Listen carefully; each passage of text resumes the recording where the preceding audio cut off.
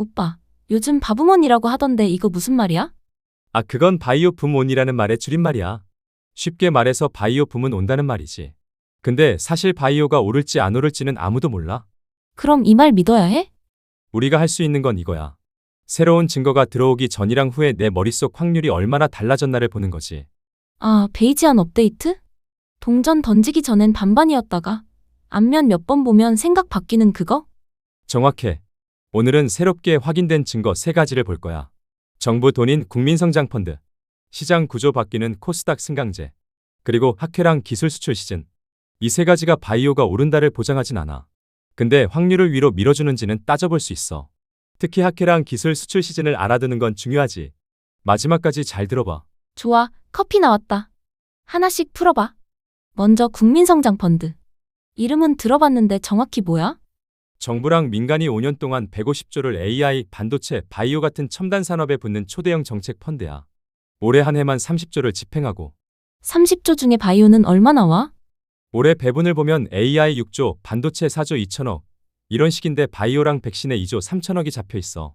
게다가 일반 국민이 직접 들어가는 국민참여형 6천억짜리도 따로 모집했고 운용사는 KB, 미래에셋, 삼성, 소득공제랑 분리과세 혜택까지 붙였어. 근데 솔직히 2조 3천억이 바이오 주가를 막 끌어올릴 만큼 큰 돈이야? 그 질문 좋은데? 핵심을 찔렀어. 솔직히 말하면 2조 3천억 그 자체가 주가를 들어올리는 연료는 아니야. 더 중요한 건 방향성이야. 방향성? 정부가 우리는 바이오를 전략산업으로 본다는 의미로 5년치 예산으로 못을 박은 거잖아. 여기에 해외 주식 팔고 국내로 돌아오면 세금 깎아주는 제도까지 겹쳐. 개인 비중 높은 코스닥으로 자금이 돌아올 길을 정부가 터주는 거지. 아, 돈의 물기를 바이오 쪽으로 터준다는 느낌이네. 바로 그거야. 그래서 정리하면 국민성장펀드는 바이오가 단기에 급등한다는 증거는 아니야. 중기적으로 정책이랑 수급 환경이 바이오한테 우호적이다 라는 확률을 살짝 위로 올려주는 증거지. 살짝이 포인트네. 그럼 두 번째 증거인 코스닥 승강제. 이건 어떤 거야? 쉽게 말하면 코스닥을 세 리그로 나누는 거야. 프리미엄, 스탠더드, 관리군 등으로 말이지.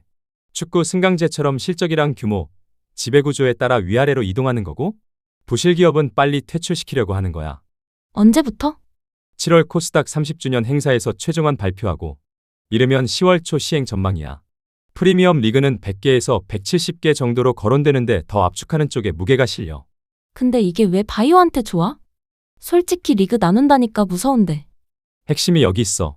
지금 코스닥 150 지수 안에서 바이오 비중이 40% 정도로 1위야. 시총 상위에도 바이오가 잔뜩 있지. 오, 그럼 바이오가 코스닥의 간판이네.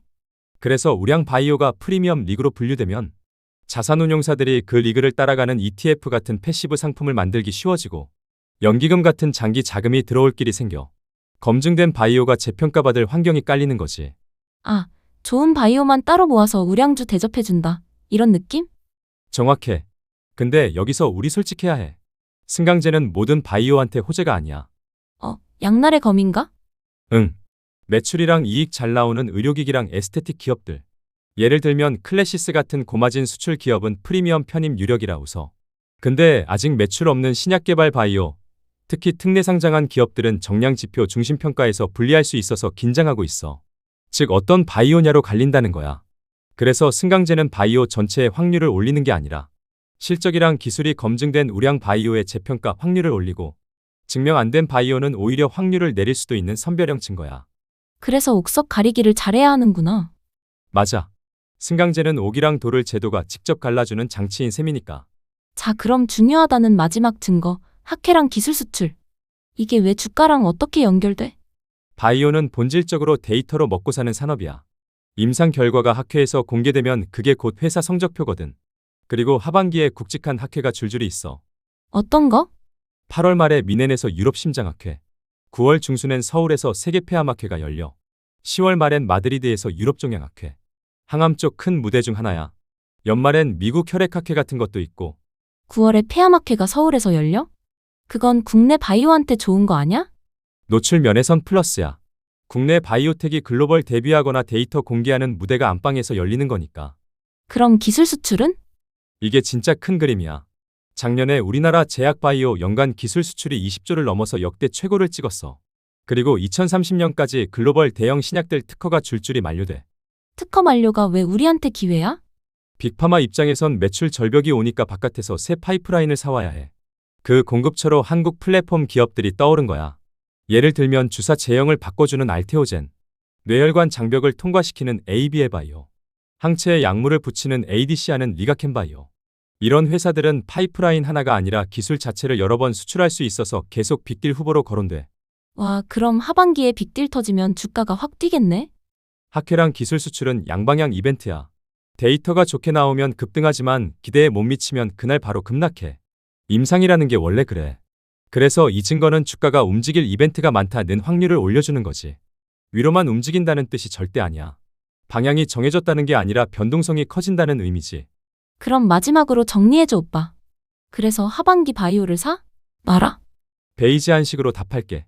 먼저 증거를 보기 전에 하반기 바이오가 시장보다 수익률이 높을 확률을 반반인 50%라고 가정해보자. 자, 여기에 세 가지 증거를 넣어봐. 국민성장펀드는 정책이랑 수급이 우호적이니까 확률을 약하게 올려.